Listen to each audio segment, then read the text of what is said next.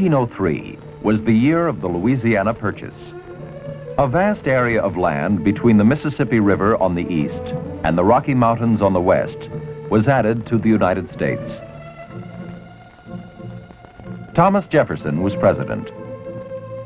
At his direction, an expedition was planned with Meriwether Lewis and William Clark in command. The goal of the expedition was to follow the Missouri River to its source and then find the best route by water to the Pacific Ocean. Jefferson hoped this expedition might also strengthen claims of the United States to the Oregon country. The story we're going to tell of the Lewis and Clark expedition comes from the journals they kept during their travels and the history of the expedition, which was based on their journals. Our pictures come from a modern expedition. With these people, we'll follow the Lewis and Clark Trail to the Pacific Ocean. The expedition set out in 3 boats. This is a replica of the largest of them, christened the Mandan by its modern builders. The boat was 55 feet long, with 22 oars and 1 large square sail. The expedition began near the city of St. Louis, where the Missouri flows into the Mississippi. Now, in the words of the explorers, all the preparations being completed, we left our encampment on Monday, May 14th, 1804. By the 1st of June, they had reached the present site of Jefferson City, Missouri. June 24th. We now see numerous herds of deer pasturing in the plains. Lewis and Clark made careful notes of the plants and animals they saw. The morning of July 4th was announced by the discharge of our gun.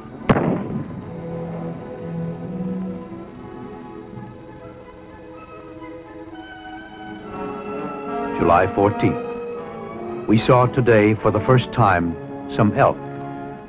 On July 28th, the expedition approached the present site of Council Bluffs, Iowa.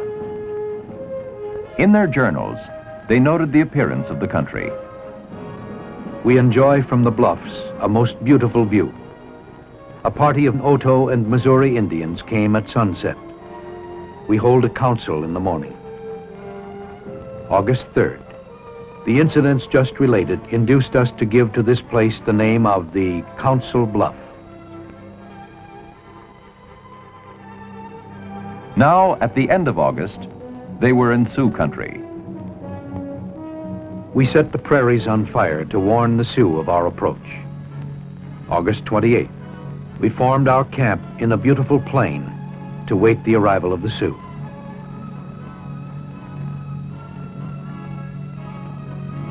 September 1st, we proceeded this morning under a light breeze. They left the present state of Nebraska and moved into what is now South Dakota. Here they had their first view of prairie dogs. We arrived at a spot nearly 4 acres in extent and covered with small holes. These are the residents of little animals who sit erect and make a whistling noise. But when alarmed, take refuge in their holes. They resemble a small dog in some particulars. The head resembles the squirrel. The fur is fine and the long hair is gray. By the 1st of October, the expedition had reached the present site of Pierre, South Dakota. The weather was growing cold. October 6th. The morning was still cold. We saw geese, swan, ducks of different kinds on the sandbars. On shore, we saw numbers of the prairie hen.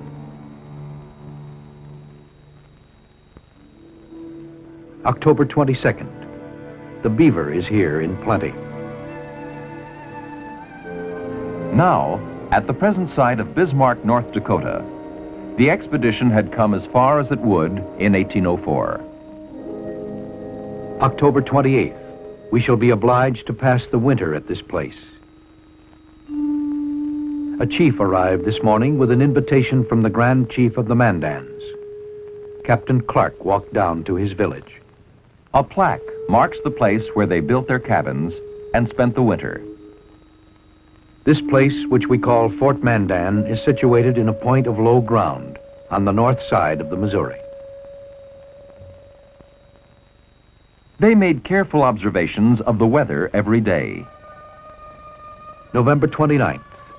The snow which fell yesterday and last night is 13 inches in depth. December 12th. The wind is still from the north, the thermometer being at sunrise 38 degrees below zero.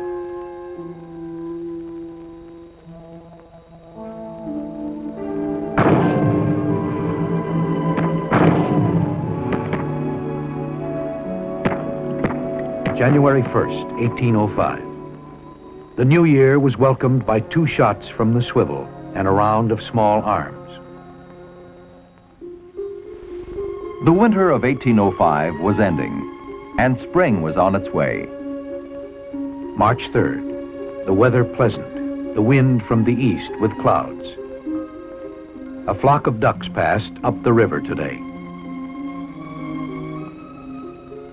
April 5th, fair and pleasant.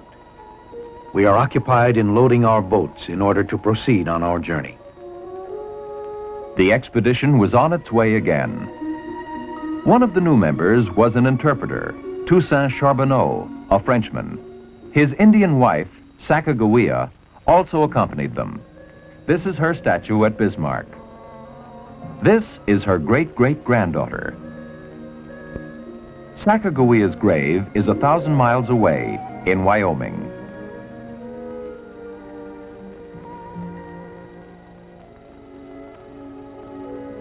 Sacagawea helped the expedition by making friends with Indians along the difficult journey to the Pacific.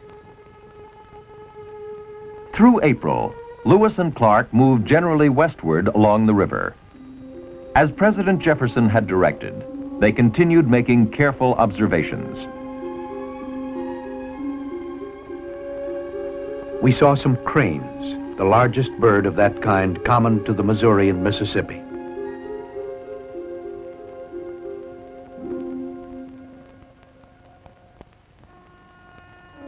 April 26th. We encamped at the junction of the Missouri and Yellowstone rivers. May 4th.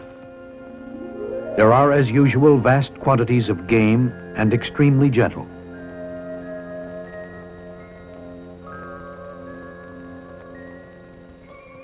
They reported on the customs of Indians along the way.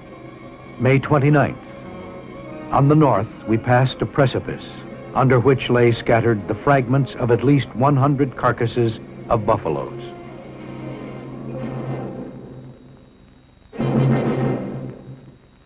The buffaloes had been chased down the precipice in a way very common on the Missouri, and by which vast herds are destroyed in a moment.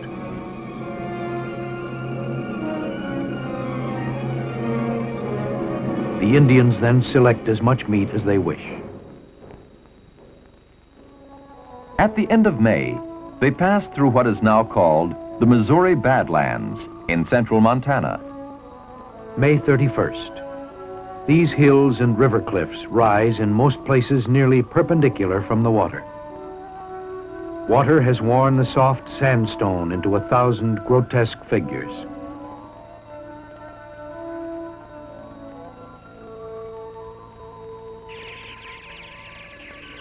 Martins have built their globular nests in the niches. June 1st. We found the river cliffs and bluffs not so high as yesterday. June 12th. Crossed a ridge, and from its top had a beautiful view of the Rocky Mountains. They were more than halfway to the Pacific. But the hardest part of the journey was soon to come. Captain Lewis explored ahead of the others, and on June 13th came upon a magnificent sight. The Great Falls of the Missouri. Captain Lewis reached the falls and enjoyed the sublime spectacle of this stupendous object.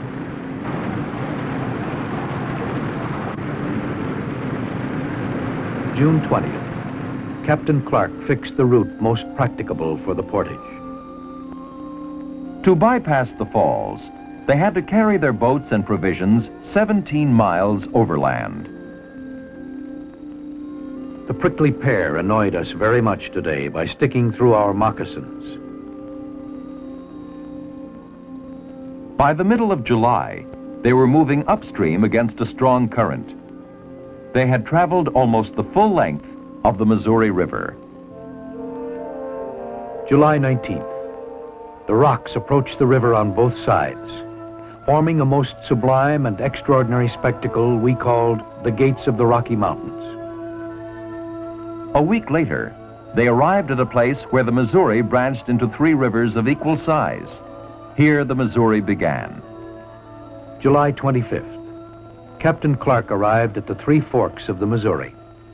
The southeast fork, in honor of the Secretary of the Treasury, we called Gallatin's River.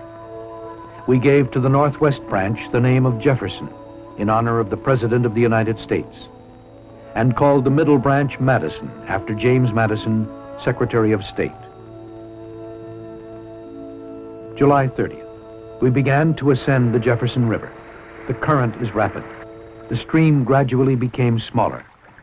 One of the men with 1 foot on each side of the river thanked God that he had lived to bestride the Missouri.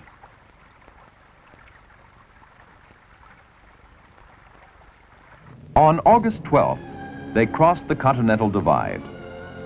Now they would follow rivers downstream to the Pacific Ocean. They found a mountain stream. We stopped to taste for the first time the waters of the Columbia. It was their hope that they had found one of the streams that eventually flowed into the Columbia River. August 13th. We met a troop of nearly 60 warriors. Indians guided them through the mountains. September 9th. We halted at a stream we called Traveler's Rest Creek. Our guide told us that we should here leave the river.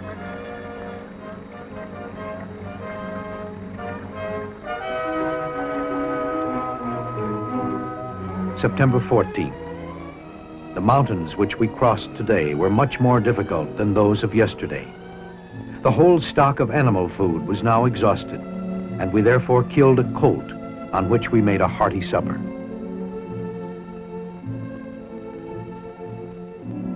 September 16th. We had seen 4 deer, yet we could not procure any of them.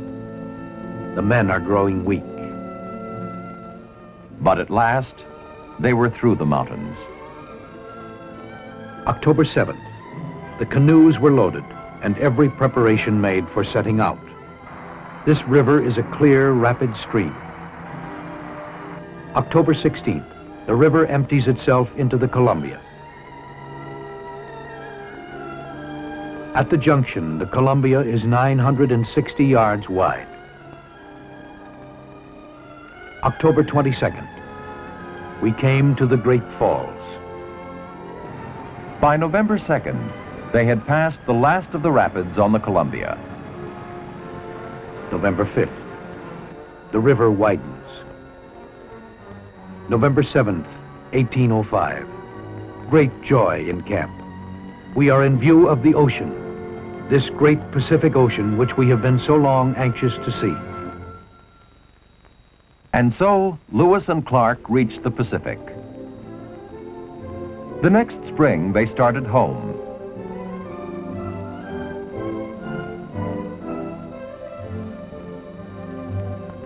By fall, they were back where the expedition had begun. September 23rd, 1806. Descended to the Mississippi and round to St. Louis. Having fired a salute, went on shore and received the heartiest and most hospitable welcome from the whole village. The expedition had taken nearly 2.5 years. Lewis and Clark had served the people. As Thomas Jefferson later wrote, in endeavoring to extend for them the boundaries of science and to present to their knowledge that vast and fertile country which their sons are destined to fill with arts, with science, with freedom, and happiness.